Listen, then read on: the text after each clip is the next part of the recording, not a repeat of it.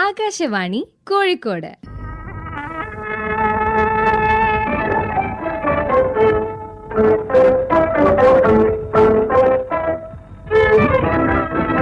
Yuvavani.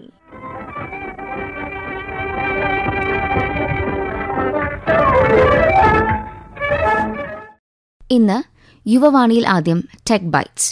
Artificial intelligence എങ്ങനെയാണ് മത്സ്യബന്ധനം, വിദ്യാഭ്യാസം എന്നീ മേഖലകളെ സഹായിക്കുന്നതെന്ന് പറഞ്ഞുതരുന്നു കോഴിക്കോട് നാഷണൽ ഇൻസ്റ്റിറ്റ്യൂട്ട് ഓഫ് ടെക്നോളജിയിലെ സീനിയർ റിസർച്ച് ഫെലോ ആയ Akhila VH.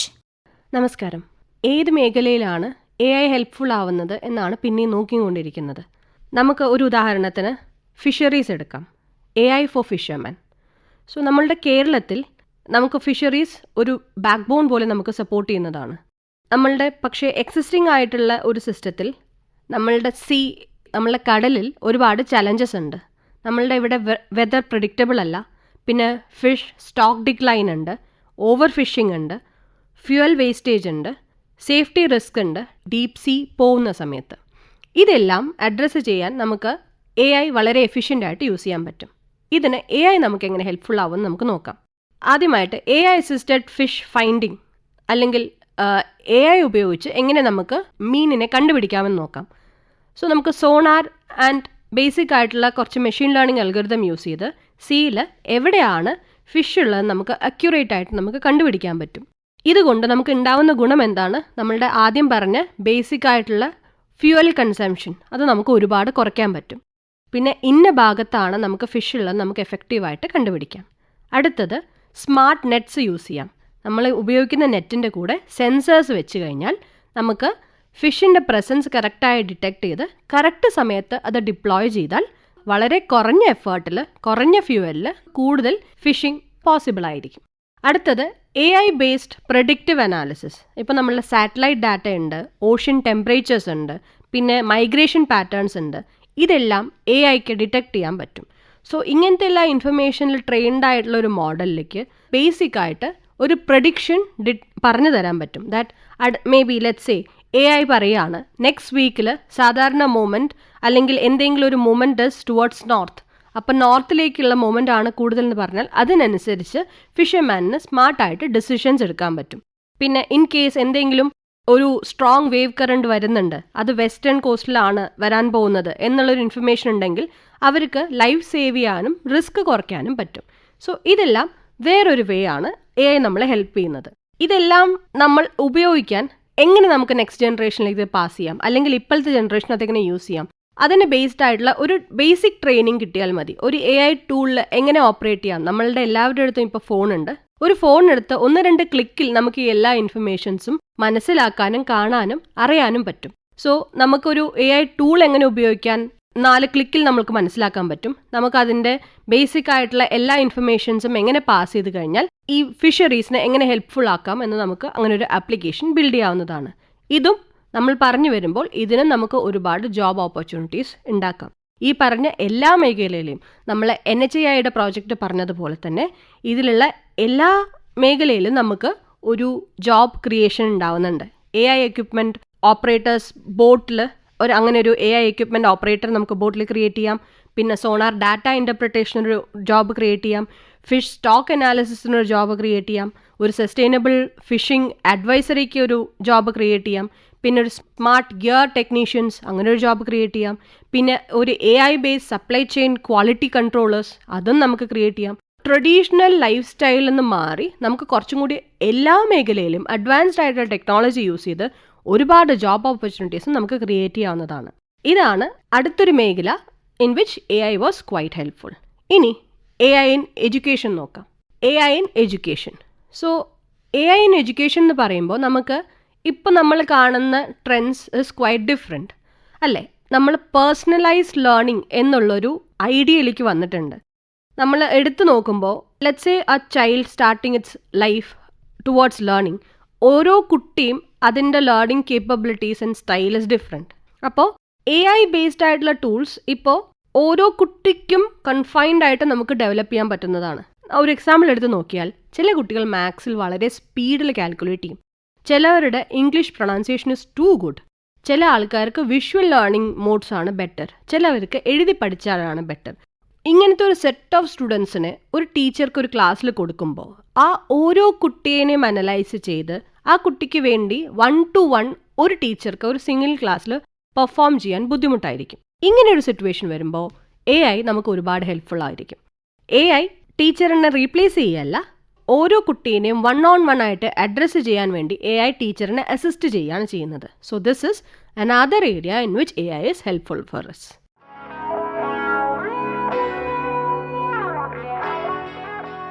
Kozhikode national institute of ടെക്നോളജിയിലെ സീനിയർ റിസർച്ച് ഫെലോ ആയ അഖില VH സംസാരിക്കുകയായിരുന്നു ഇതുവരെ. ഇനി ഒരു പുസ്തകാസ്വാദനം കേൾക്കാം.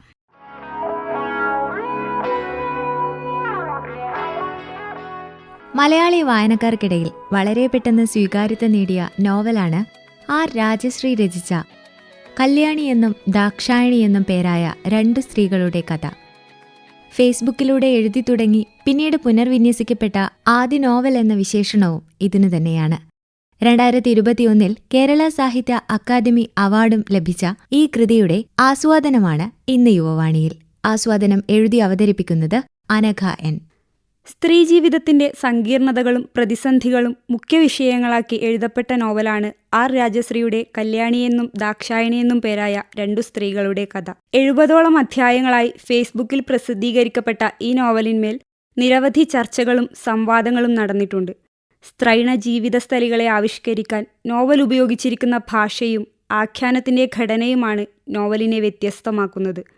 അതോടൊപ്പം വ്യവസ്ഥാപിത വാർപ്പു മാതൃകകളെ ഉല്ലംഘിക്കുന്ന കഥാപാത്രങ്ങളും കഥാസന്ദർഭങ്ങളും സവിശേഷ ശ്രദ്ധ അർഹിക്കുകയും ചെയ്യുന്നുണ്ട്.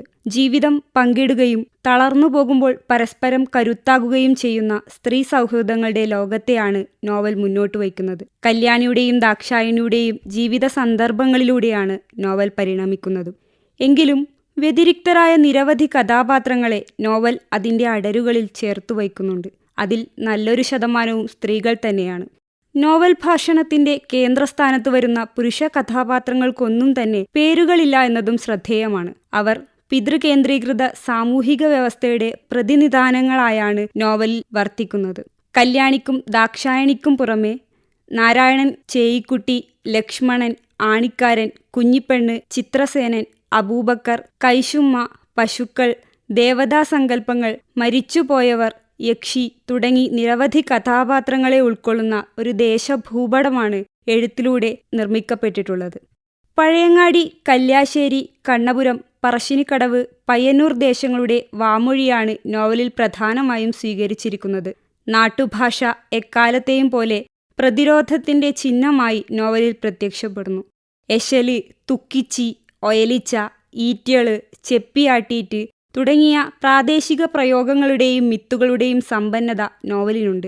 അടിച്ചമർത്തപ്പെട്ട ജീവിതസ്ഥലികളിൽ നിന്നും ഉരുവം കൊള്ളുന്ന ആരുറപ്പുള്ള തെറികൾ നോവലിന്റെ ആക്കം കൂട്ടുന്നു. സ്ത്രൈണാനുഭവത്തിന്റെ മുദ്രണമായും ചെറുത്തുനിൽപ്പുകളായും ഭാഷണങ്ങളും ഭാഷാപ്രയോഗങ്ങളും തെറികളും നോവലിൽ ഇടം പിടിക്കുന്നതായി കാണാം. ദേശത്തിന്റെ രാഷ്ട്രീയ ചരിത്രത്തിന്റെ നിഴൽ നോവലിലുടനീളമുണ്ട്. തെക്കൻ കേരളത്തിന്റെയും വടക്കൻ കേരളത്തിന്റെയും രാഷ്ട്രീയവും അവ തമ്മിലുള്ള നിരന്തര സംഘർഷങ്ങളും നോവലിൽ വിഷയവൽക്കരിക്കപ്പെടുന്നുണ്ട്. ഇടതുപക്ഷത്തിന്റെ വളർച്ചയും AKGയും MV രാഘവനും ഗുരുവായൂർ സത്യാഗ്രഹവും തലശ്ശേരി കലാപവും ബാബറി മസ്ജിദിന്റെ തകർച്ചയും സൂചിതമാകുന്ന ഒരു രാഷ്ട്രീയ ധാരയെ നോവൽ അവസാനം വരെ നിലനിർത്തുന്നുണ്ട്. കല്യാണിയും ദാക്ഷായണിയും പൊതുരാഷ്ട്രീയത്തിൽ ചേർന്ന് പ്രവർത്തിച്ചവരായിരുന്നില്ല. മുഖ്യധാരാ രാഷ്ട്രീയവുമായി അവർക്ക് പ്രത്യക്ഷത്തിൽ ബന്ധങ്ങളൊന്നും തന്നെയില്ല. എന്നാൽ ലിംഗരാഷ്ട്രീയത്തെക്കുറിച്ചും ശരീരത്തിന്റെ രാഷ്ട്രീയത്തെക്കുറിച്ചും അവർ വച്ചു പുലർത്തിയ ബോധ്യങ്ങൾ വിപ്ലവകരമാണ്. പാവാട പൊക്കി തുടയിൽ നുള്ളിയ മാഷെ തെറി വിളിച്ച് ക്ലാസ്സിൽ നിന്ന് ദാക്ഷായണി ഇറങ്ങിയപ്പോൾ കൂടെ ഇറങ്ങിയതാണ് കല്യാണി. അച്ചൂട്ടി മാഷ് എത്ര തവണ സ്വാതന്ത്ര്യം എന്ന വാക്ക് എഴുതി പഠിപ്പിക്കാൻ ശ്രമിച്ചിട്ടും കഴിയാത്ത ദാക്ഷായണി ആ ബോധ്യത്തെ രൂപപ്പെടുത്തുന്നത് സ്വന്തം ജീവിതത്തിന്റെ തുറസ്സുകളിൽ നിന്നാണ്. തൊഴിൽ സ്ഥലം മുതൽ തിയേറ്റർ വരെയുള്ള പൊതു ഇടങ്ങളിൽ നിന്നാണ് തങ്ങളെ ആവിഷ്കരിക്കാൻ ഉതകുന്ന ഭാഷ അവർ ആർജിച്ചെടുക്കുന്നത്. കോപ്പുകാരന്റെ വീട്ടിൽ നിന്നും കശുവണ്ടി പറിക്കാൻ പോകുമ്പോഴുണ്ടാകുന്ന ഏകാന്തതയിൽ കേട്ടതും പരിചയിച്ചതുമായ തോറ്റങ്ങൾ മുതൽ സിനിമാ പാട്ടുകൾ വരെ കല്യാണി പാടും. ഈ പാട്ടുകൾ കാലത്തെയും സമൂഹത്തെയും അടയാളപ്പെടുത്തുന്നവയാണ്. മനുഷ്യവർഗത്തിന്റെ ഭൗതികവും സാമൂഹികവുമായ പുരോഗതിയിൽ വർത്തിക്കുന്ന അനിഷേധ്യമായൊരു ഘടകമാണ് ഭാഷ. സ്വത്വരൂപീകരണത്തിൽ ഭാഷയുടെ പങ്ക് നിസ്തുലമാണ്. സമൂഹം പുരുഷ കേന്ദ്രീകൃതമായിരിക്കെ ഭാഷയും പുരുഷനിർമ്മിതമാകുന്നു. പുരുഷനിർമ്മിത ഭാഷാ സംവിധാനത്തിൽ സ്ത്രീകൾക്ക് സ്വയം നിർവചിക്കുക അസാധ്യമാണ്. സ്ത്രീസ്വത്വം നേരിടുന്ന പ്രധാന പ്രശ്നം നിലവിലുള്ള സ്ത്രീസങ്കല്പം അവളെ ഒരു പാഴ്വസ്തുവായി ചിതറിപ്പോയ അവസ്ഥയിലാണ് പ്രതിഷ്ഠിച്ചിരിക്കുന്നത് എന്നതാണ്. കാൽപ്പനിക കവിതകളിലൂടെ കവികൾ രൂപപ്പെടുത്തിയ സ്ത്രീബിംബം യഥാർത്ഥത്തിലുള്ള സ്ത്രീസ്വത്വത്തെ നിഷേധിക്കുകയാണെന്ന് ഫ്രഞ്ച് മനോവിശകലന വിദഗ്ധ മൂവി ഇറിഗാറോ അഭിപ്രായപ്പെടുന്നുണ്ട്. പിതൃപ്രധാനമായ ഭാഷ സ്ഥാപിക്കുന്ന ഈ സ്വത്വത്തെ ഉടച്ചു വാർക്കേണ്ടത് അനിവാര്യമാണ്. വ്യവഹാര ഭാഷയിലെ വഴക്കങ്ങളെ നിരാകരിച്ചുകൊണ്ടും നവീനമായ പദപ്രയോഗങ്ങളും ഭാഷണരീതികളും ഭാഷാസങ്കല്പങ്ങളും രൂപപ്പെടുത്തുക വഴിയും മാത്രമേ ഇത് സാധ്യമാവൂ. കല്യാണി എന്നും ദാക്ഷായണി എന്നും പേരായ 2 സ്ത്രീകളുടെ കഥ എന്ന നോവൽ മുറുകെ പിടിക്കുന്ന ആദ്യത്തെ തിരിച്ചറിവ് ഇതാണ്. കാമനകളുടെയും അനുകൂല പ്രതികൂല ഭാഷണത്തിൻ്റെയും ഭാഷയിലൂടെ ഓരോ സ്ത്രീയും നോവലിൽ തങ്ങളുടെ നില ഉറപ്പിക്കുന്നുണ്ട്. നോവലിൽ ഉപയോഗിച്ചിരിക്കുന്ന സ്ത്രൈണാനുഭവങ്ങളുടെ വിനിമയ ഭാഷ ശ്രദ്ധേയമാണ്. നിലനിൽക്കുന്ന സ്ത്രീസങ്കല്പം വ്യവസ്ഥാപിക്കുന്ന ഭാഷയുടെ നിരാകരണമാണ് ഇവിടെ നടക്കുന്നത്. രതിയുടെ ഭാഷയെ നോവൽ വിഷയമാക്കുന്നു. സ്വന്തം ശരീരത്തെക്കുറിച്ചും അതിൻ്റെ അനുഭവങ്ങളെക്കുറിച്ചും അറിവുള്ള സ്ത്രീ സമൂഹം കേരളത്തിലുണ്ടായിരുന്നു. കല്യാണിയുടെയും ദാക്ഷായണിയുടെയും സൗഹൃദ സംഭാഷണങ്ങളിൽ രതി വിഷയമാകുന്നുണ്ട്. എന്നാൽ അവരെ ചന്തപ്പെണ്ണുങ്ങളാക്കാൻ മാത്രം പരിഷ്കാരവും സദാചാരബോധവും അന്നില്ല. പുരുഷ സമൂഹം വച്ചുപുലർത്തിയ ലൈംഗികപരമായ ഏകാധിപത്യം കുടഞ്ഞെറിയാനുള്ള ശ്രമങ്ങൾ നോവലിലുണ്ട്. രതിനിഷേധങ്ങളോടും അതൃപ്തികളോടുമുള്ള സ്ത്രീകളുടെ പ്രതികരണത്തിൻ്റെ ഭാഷയാണ് ദാക്ഷായണിയിൽ കാണുന്നത്. ലൈംഗികതയിലെ പ്രതിരോധത്തിൻ്റെ ഉത്ഭവ കേന്ദ്രം ദാക്ഷായണിയല്ല. അത്തരത്തിലുള്ള നിരവധിയായ സ്ത്രീകൾ ഉണ്ടായിരുന്നിട്ടും പുരുഷനിയന്ത്രിതമായ മുഖ്യധാരാ ചരിത്രം അവരെ തമസ്കരിക്കുകയോ ഓരങ്ങളിലേക്ക് മാറ്റി നിർത്തുകയോ ചെയ്തിട്ടുണ്ട്. സ്വന്തം ശരീരത്തെ ആയുധമാക്കിയ കുറിയേടത്ത് ധാത്രി സ്മാർത്ത വിചാരത്തിന് ശേഷം ചരിത്രത്തിൽ നിന്നും അസ്തമിച്ചു പോവുകയാണുണ്ടായത്. എന്തോ പറയുന്നടി, തന്ന കാശിനുണ്ടോ? ആണിക്കാരൻ കിതച്ചു. എന്തിയേടി നിന്റെ കാശ്, എന്തിയേടി നിന്റെ പശു, എന്തിയേടി നിന്റെ കല്യാണി. എല്ലാ രുചിഭേദങ്ങളെയും മാറ്റി വിശപ്പിനെ പരിഗണിച്ച് ഭക്ഷണത്തെ സമീപിക്കുന്ന ഒരാളുടെ കയ്യിൽ നിന്നും പാത്രം തട്ടിത്തെറിപ്പിക്കുന്നത് പോലെയാണ് കിടപ്പറയിൽ ആണിക്കാരൻ തൻ്റെ മന്ത്രങ്ങൾ കൊണ്ട് ദാക്ഷായണിയെ നിഷ്പ്രഭമാക്കിയത് എന്നാണ് നോവലിൻ്റെ ഭാഷ്യം. എന്നാൽ കല്യാണിയുടെ പേരുകൂടി വരുന്നതോടെ ആണിക്കാരനെ ദാക്ഷായണി തറ പറ്റിക്കുന്നു. കല്യാണിയോട് ദാക്ഷായണി സൂക്ഷിക്കുന്ന സൗഹൃദമാണ് അവളെ അവളാക്കി മാറ്റിയത്. വിവാഹത്തിന് ശേഷവും അവൾ സൂക്ഷിക്കുന്ന ആ സൗഹൃദം ദാക്ഷായണിക്കുമേൽ ആണിക്കാരൻ സ്ഥാപിക്കാൻ ശ്രമിക്കുന്ന ഏകാധിപത്യത്തിന് ഇടയിലേക്ക് കടന്നു വരുന്നത് അയാളെ അസ്വസ്ഥനാക്കുന്നുണ്ട്. ആ അസ്വസ്ഥതയിൽ നിന്നാണ് കല്യാണിയെക്കുറിച്ചുള്ള ചോദ്യം കിടപ്പറയിലേക്ക് കടന്നു വരുന്നത്. നോവലിൽ ഉപയോഗിച്ചിരിക്കുന്ന രതി അനുഭവങ്ങളുടെ വിനിമയ ഭാഷ എടുത്തു പറയേണ്ടതാണ്. ഈ സ്ത്രീ പുരുഷ ബന്ധം തുല്യതയിൽ ഊന്നിയുള്ളതാകാൻ നോവലിസ്റ്റ് ശ്രദ്ധ പുലർത്തുന്നുണ്ട്. കണ്ടുശീലിച്ച വഴക്കങ്ങളെ നോവൽ നിരാകരിക്കുന്നു. സ്ത്രീയുടെ അനുഭവവും ആവശ്യവും ക്രിയയുമായി രതിയെ പുനർവായിക്കാൻ നോവലിന് കഴിയുന്നുണ്ട്. കല്യാണിയുടെയും ലക്ഷ്മണന്റെയും രതി അനുഭവങ്ങളിൽ അയാളുടെയോ വായനക്കാരൻ്റെയോ ആയേക്കാവുന്ന പൊതുകാഴ്ചകളെയും പതിവ് അനുഭവങ്ങളെയും മാറ്റി നിർത്തുന്നതിലൂടെയാണ് ഇത് സാധ്യമാകുന്നത്. സ്ത്രീ ശരീരത്തിൻ്റെ നഖശിഖാന്ത വർണ്ണനകൾ നോവലിലില്ല. അത്തരം പുരുഷ നോട്ടങ്ങൾക്ക് എഴുത്തിൽ ഇടം നൽകുന്നുമില്ല. നോവലിൻ്റെ ജീവിത പരിസരത്തോട് ഏറ്റവും ഇണങ്ങി നിൽക്കുന്ന ജീവിയായ പശുവിൻ്റെ രതി പോലും ചർച്ചാ വിഷയമാകുന്നുണ്ട്. കന്നുകാലികൾക്കിടയിൽ നടക്കുന്ന കൃത്രിമ ബീജസങ്കലനത്തെക്കുറിച്ചുള്ള ചർച്ചകൾ പരിഷ്കാരത്തിൻ്റെ കാലത്ത് സ്വാഭാവിക തൃഷ്ണകളോട് സംസ്കാരം പുലർത്തുന്ന നിഷേധത്തെക്കുറിച്ചുള്ള ആകുലതകൾ പങ്കുവയ്ക്കുന്നു. പങ്കുവയ്ക്കലിൻ്റെ കഥകൾ കൂടിയാണ് കല്യാണിയെന്നും ദാക്ഷായണിയെന്നും പേരായ 2 സ്ത്രീകളുടെ കഥ. സങ്കീർണമായ ജീവിതാനുഭവങ്ങളെ മൊത്തമായി ഏറ്റെടുക്കുന്ന ചേയിക്കുട്ടി കല്യാണിയെ ഉപദേശിക്കുന്നത് ഇപ്രകാരമാണ്. അമ്മേരെ അനുഭവത്തുന്ന ഞാൻ പറയുന്ന കല്യാണി, എന്തോ ആയിക്കോട്ട്, നമ്മൾ സ്നേഹിക്കണമെങ്കിൽ എഴുതി കിട്ടണം എന്നൊന്നുമില്ലാട്ടാ. അവനോൻ്റെതല്ലാത്തതും നമുക്ക് ചങ്ക് പറ്റും. അമ്മ പറയുന്നത് തിരിയുന്നുണ്ടാ? പൊതുസമൂഹം വരയ്ക്കുന്ന നേർരേഖകളിലൂടെയല്ല ജീവിതം സഞ്ചരിക്കുന്നത് എന്ന തിരിച്ചറിവിൽ നിന്നാണ് സാമൂഹിക മര്യാദകൾ ഉയർത്തുന്ന ദാർശനിക പ്രതിസന്ധിയെ ചേയി മറികടക്കുന്നത്. സ്വന്തം അനുഭവങ്ങളിൽ നിന്നും ദേശത്തെ സ്ത്രൈണമായ അടിയൊഴുക്കുകളിൽ നിന്നുമാണ് ആ തിരിച്ചറിവ് അവർ ഊതിക്കാച്ചിയെടുക്കുന്നത്. ലക്ഷ്മണൻ മറ്റൊരു കല്യാണം ആലോചിക്കണമെന്ന് പറയുമ്പോൾ വായനക്കാരനിലുണ്ടാകുന്ന വൈകാരിക സംഘർഷത്തെ ചിന്തിക്കുന്നവർക്കുള്ളതല്ല ജീവിതം എന്ന യുക്തിയെ അവതരിപ്പിച്ച് നിസ്സാരമായി എഴുത്തുകാരി അവസാനിപ്പിക്കുന്നു. കുഞ്ഞിപ്പെണ്ണിൻ്റെ ജീവിതമാണ് നോവലിൽ അവതരിപ്പിക്കുന്ന മറ്റൊരു പങ്കുവയ്ക്കലിൻ്റെ കഥ. പിണങ്ങിയിറങ്ങുന്ന പെണ്ണും തിരിച്ചു കയറാത്ത ആണും മറ്റേതെങ്കിലും തുരുത്തിൽ പടർന്നും കായ്ച്ചും അന്യരായി കൊഴിഞ്ഞു പോകുമെന്ന സ്വാഭാവികതയെ നോവൽ ഉൾക്കൊള്ളുന്നുണ്ട്. കേരളത്തിൻ്റെ ചരിത്രത്തിൽ പിതൃദായക്രമം നിലവിൽ വന്ന കാലഘട്ടം മുതൽ പുരുഷ കേന്ദ്രീകൃത സാമ്പത്തിക വ്യവസ്ഥ രൂപപ്പെട്ടിട്ടുണ്ട്. തൽഫലമായി സമ്പത്തിൻ്റെ വിനിയോഗം സ്ത്രീകളെക്കൊണ്ട് കഴിയില്ല എന്ന പൊതുധാരണ നിലവിൽ വന്നു. സാമ്പത്തിക അധികാരത്തിൻ്റെ പ്രയോഗരൂപങ്ങളോടുള്ള പ്രതിരോധ മാതൃകകൾ നോവലിൽ നിന്നും കണ്ടെടുക്കാനാവും. നോവലിൽ തൊഴിലെടുക്കുകയും വരുമാനം നേടുകയും ചെയ്യുന്ന സ്ത്രീകൾ പണത്തിൻ്റെ ക്രയവിക്രയം സാധ്യമാക്കുന്നുണ്ട്. അളവിൽ പണമില്ലാതെയാകുമ്പോൾ പരിഭ്രാന്തയാകുന്ന ദാക്ഷായണി തന്നെ ഉദാഹരണം. തൻ്റെ പണം സ്വന്തം ആവശ്യങ്ങൾക്ക് വേണ്ടി വിനിയോഗിക്കുന്നതിൽ ഭർത്താവായ ആണിക്കാരൻ്റെ സമ്മതം അവൾ ആരായുന്നില്ല.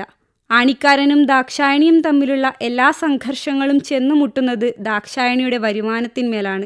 പെണ്ണുങ്ങൾ എന്തിനാണ് കാശ് കയ്യിൽ വയ്ക്കുന്നത്? ഭർത്താവുള്ളവളുമാരൊന്നും അത് ചെയ്യില്ല എന്നതാണ് അയാളുടെ നയം. ആ നയത്തെ മറികടന്ന് ദാക്ഷായണി ഗോവിന്ദേട്ടൻ്റെ പശുവിനെ വാങ്ങുന്നതോടെ ശീതസമരത്തിലായിരുന്ന ആഭ്യന്തര പ്രശ്നങ്ങൾ തുറന്ന യുദ്ധത്തിലേക്ക് എത്തിച്ചേർന്നു. ലോൺ എങ്ങനെ അടയ്ക്കും എന്ന ആണിക്കാരൻ്റെ ചോദ്യത്തോട് ദാക്ഷായണി പ്രതികരിക്കുന്നതിങ്ങനെയാണ്: ഞാൻ നയിച്ചിട്ട് കേട്ടിനാ, നയിച്ചിട്ട് 5 പൈസ ഇനി ഇനക്ക് തരൂല. ഞായറാഴ്ച പോകുമ്പോൾ 100 100, 200 200 പിടിച്ചു വാങ്ങും. എന്ത് പട്ടിണി കഞ്ഞിക്ക്? എന്നാ അതിന് കൊള്ളുന്ന ആരിക്കെങ്കിലും കൊടുത്തൂടെ എനക്കത്? കുരിപ്പ്. തനിക്കുമേൽ ആണിക്കാരൻ സ്ഥാപിക്കാൻ ശ്രമിക്കുന്ന സാമ്പത്തിക ഭദ്രതയുടെ അധികാര രൂപത്തെ ദാക്ഷായണി തകർത്തു കളയുന്നുണ്ട്.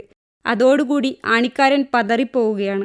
തനിക്കുള്ള ലോകപരിചയം വെച്ചാണ് അവൾ ആണിക്കാരനെ അളന്നത്. എന്നാൽ തന്നെ അളക്കാൻ അയാൾക്കുള്ള ലോകപരിചയം അതിനേക്കാൾ ഏറെയാണെന്ന കാര്യം അവൾ വിസ്മരിച്ചുപോയി. പുരുഷ കേന്ദ്രീകൃതമായ സാമൂഹിക വ്യവസ്ഥയ്ക്ക് കീഴ്പ്പെട്ട് ജീവിക്കുന്ന ഒരാളുടെ മനോഗതിയെ കുടുംബം, ഭാര്യ, ഭർത്താവ് തുടങ്ങിയ പ്രതിഷ്ഠിത സങ്കല്പങ്ങൾ ഉപയോഗിച്ച് തങ്ങൾക്കനുകൂലമായി എപ്രകാരം മാറ്റിയെടുക്കാമെന്ന ധാരണ ആണിക്കാരനുണ്ട്. എൻ്റെ കുടുംബം, എൻ്റെ ഭാര്യ എന്ന് പറഞ്ഞു വിലപിക്കുന്ന അയാൾക്ക് മുന്നിൽ ദാക്ഷായണി പോലും പതറിപ്പോകുന്നുണ്ട്. ആണിക്കാരൻ്റെ കുടുംബത്തിൽ ദാക്ഷായണിയുടെ ദേശത്തു നിന്നും അവൾക്കല്ലാതെ മറ്റാർക്കും പ്രവേശനമില്ല. എല്ലാത്തരം സാമൂഹിക ബന്ധങ്ങളിൽ നിന്നും അയാൾ അവളെ വേർപ്പെടുത്തുന്നു. ആണിക്കാരൻ്റെ വീട്ടിൽ ദാക്ഷായണി നേരിടുന്ന സ്വത്വ പ്രതിസന്ധി അതിഭീകരമാണ്. ഓരോ ദിവസവും കെട്ടിക്കിടന്ന് ജീർണിക്കുന്ന അവസ്ഥ അവളെ ഭ്രാന്ത് പിടിപ്പിക്കുന്നുണ്ട്. തൻ്റെ ഊന്നലിനെ താങ്ങാൻ കഴിയുന്നിടം ഭ്രാന്തിൻ്റേതാണ് എന്ന ബോധ്യത്തിൽ നിന്നാണ് യക്ഷിയും ബാധയും ഭ്രാന്തും ഉടലെടുക്കുന്നത്. ആത്മഭാഷണത്തിൻ്റെ ഛായയാണ് ദാക്ഷായണിയും യക്ഷിയും തമ്മിലുള്ള സംഭാഷണങ്ങൾക്കുള്ളത്. സന്ധികളെല്ലാം അവസാനിപ്പിക്കേണ്ട സമയമായിരിക്കുന്നുവെന്ന് ദാക്ഷായണി തിരിച്ചറിയുകയാണ്. ഇട്ടെറിഞ്ഞു പോരുമ്പോൾ കല്യാണിയെപ്പോലെ നിശബ്ദയല്ല ദാക്ഷായണി. യക്ഷി എന്ന അപരത്വത്തിലേക്ക് പോകുമ്പോൾ ഉണ്ടാകുന്ന അബോധം നൽകുന്ന കരുത്തിൽ തനിക്കു പറയാനുള്ളത് പറഞ്ഞും ചെയ്യാനുള്ളത് ചെയ്തും കഴിഞ്ഞതിനു ശേഷമാണ് ദാക്ഷായണി ഇറങ്ങി വരുന്നത്. പ്രബലമായ യക്ഷി സങ്കല്പത്തെ നോവൽ നിരാകരിക്കുന്നുണ്ട്. പുരുഷകാമനകളുടെ അപാരമായ ഭാവനാ സൃഷ്ടിയാണ് യക്ഷി. സഫലീകരിക്കപ്പെടാത്ത പുരുഷകാമനയായതിനാൽ അവൾ നിത്യകന്യകയാണ്. നോവലിലെ യക്ഷി പ്രസവിക്കുന്നതോടെ നിത്യകന്യകയായ യക്ഷി സൗന്ദര്യം എന്ന വാർപ്പ് മാതൃക തകരുന്നു. നോവലിൻ്റെ കഥാപരിസരത്തിൽ ഭ്രാന്ത് പ്രബലമായൊരു ജീവിതാവസ്ഥയാണ്. താൻ മൂലം ആത്മഹത്യ ചെയ്ത വല്യേച്ചിയെക്കുറിച്ചുള്ള കുറ്റബോധത്തിൽ നീറി ചേച്ചിയുടെ പാതയെ അനുഗമിക്കുന്ന ചേയിക്കുട്ടിയും ചേയിക്കുട്ടിയുടെ കാഴ്ചകൾ നിരന്തരം പിന്തുടരുന്ന കല്യാണിയും ചോന്നമ്മ കൂടി ഓടിപ്പോയ നാരായണന്റെ ആദ്യ ഭാര്യയുമൊക്കെ ഈ ജീവിതാവസ്ഥയുടെ പരിച്ഛേദങ്ങളാണ്. ഉന്മാദവും ഭ്രാന്തും ചെറുത്തുനിൽപ്പിൻ്റെയും ജീവിതത്തോടുള്ള കരുതലിൻ്റെയും ഇടമായി പരിവർത്തനം ചെയ്യുകയാണിവിടെ. പുരുഷന്റെ ഭയങ്ങൾ നോവലിൽ ആവിഷ്കൃതമാവുന്നുണ്ട്. സ്ത്രീ ശരീരത്തെക്കുറിച്ചുള്ള സൗന്ദര്യ സങ്കല്പങ്ങളിൽ നോവൽ പൊളിച്ചെഴുത്തുകൾ സാധ്യമാക്കുന്നു. തങ്ങളുടെ പ്രിയങ്ങളെ സാധിക്കാനും അപ്രിയങ്ങളെ പ്രകടിപ്പിക്കാനുമുള്ള ഭാഷ നോവലിലെ എല്ലാ സ്ത്രീകൾക്കുമുണ്ട്. അവയെ യാതൊരു തടസ്സവുമില്ലാതെ പ്രയോഗിക്കാനും അവർക്ക് കഴിയുന്നു. മലബാറിലെ സ്ത്രീകൾ നേരിട്ടിരുന്ന വിവാഹ സംബന്ധിയായ പ്രശ്നങ്ങൾ നോവലിൽ ചർച്ച ചെയ്യപ്പെടുന്നുണ്ട്. പ്രായമേറെയായിട്ടും വിവാഹം കഴിയാതെ വരികയോ ഭർത്താവ് ഉപേക്ഷിക്കുകയോ ചെയ്ത് മൂലക്കായി പോകുന്ന പെണ്ണുങ്ങളെക്കുറിച്ചുള്ള ആകുലതകൾ നോവലിലുടനീളം കാണാം. അതേസമയം വിവാഹശേഷം ഇതര ദേശങ്ങളിലേക്ക് പറിച്ചു നടപ്പെടുന്ന ദാക്ഷായണിയെയും നബീസുവിനെയും പോലുള്ള സ്ത്രീകൾ വൈയക്തികമായ കാരണങ്ങൾ മുതൽ രാഷ്ട്രീയമായ കാരണങ്ങൾ കൊണ്ടുവരെ സ്വത്വപ്രതിസന്ധിയുടെ സംഘർഷങ്ങൾ നേരിടുന്നതായും കാണാം.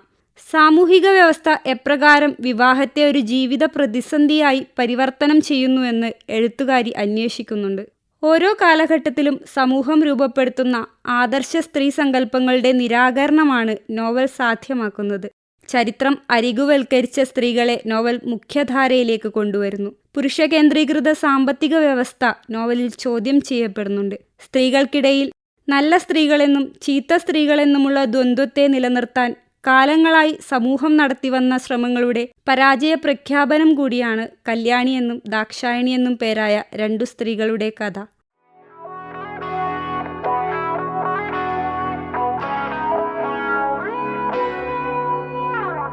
അനഘ എൻ കല്യാണി എന്നും ദാക്ഷായണി എന്നും പേരായ രണ്ടു സ്ത്രീകളുടെ കഥ എന്ന നോവലിന് തയ്യാറാക്കിയ ആസ്വാദനമാണ് യുവവാണിയിൽ ശ്രോതാക്കൾ ഇതുവരെ കേട്ടത്.